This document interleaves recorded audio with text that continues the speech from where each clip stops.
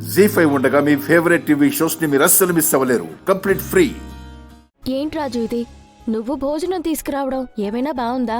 మరి మీరు ఉదయం నుంచి ఏమీ తినకుండా డల్గా కూర్చోవడం ఏమైనా బాగుందా అమ్మాయి గారు? తినండి. నాకు ఆకలిగా లేదు రాజు. అబద్ధం ఆడకండి అమ్మాయి గారు.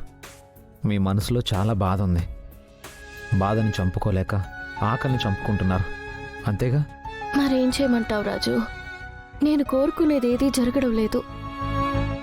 నేనెంతో ప్రేమించే మా నాన్న కూడా నా మనసులో ఏముందో తెలుసుకోవడానికి ప్రయత్నం చేయడం లేదు.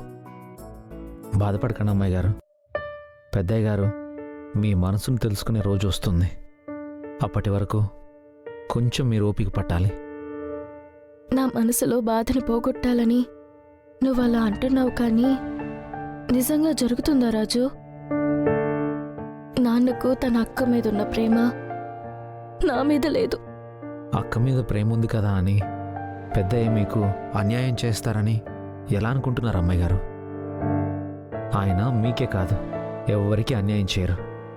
తన కళ్ళ ముందు ఎవరికి అన్యాయం జరగనివ్వరు. మీరు బాధపడేది దీపక్తో నిశ్చితార్థం జరిగిందనే కదా. రేపు ఉదయం DNA టెస్ట్ జరగగానే అందరి ముందు వాడి బండారం బయటపడుతుంది. వాడెంత దుర్మార్గుడో పెద్దయ్య గారికి అర్థమైపోతుంది. వెంటనే ఆయన మీ పెళ్లిని క్యాన్సిల్ చేసేస్తారు. మీకంతా మంచిగా జరుగుతుంది అమ్మాయి గారు. కంచం పెట్టిన భోజనం ఎదురు చూడకూడదు అంటారు. తినండి అమ్మాయి గారు. సరే, తింటాను రాజు.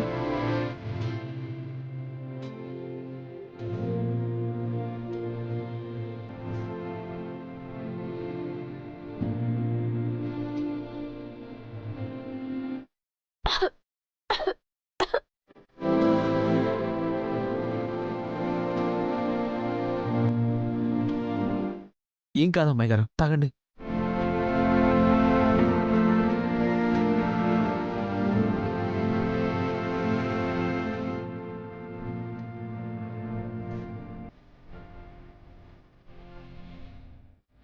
అన్నా నమస్తే అన్న. ఏందన్నా ఈ టైంలో ఫోన్ చేశారు?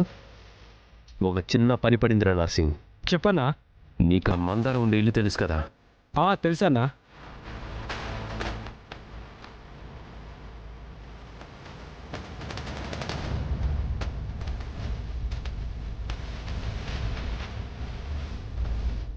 సరేనా, అలాగే.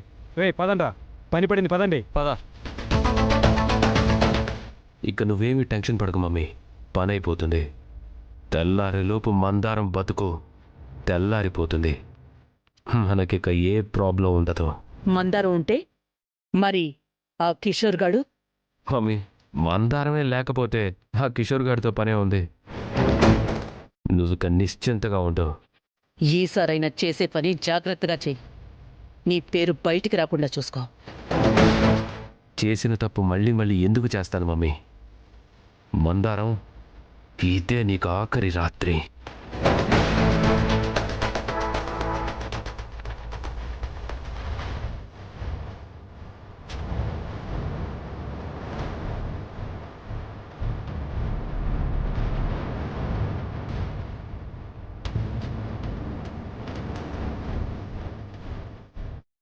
జీ5 యాప్ డౌన్లోడ్ చేసి అన్ని ఎపిసోడ్స్ పూర్తి ఉచితంగా చూడండి.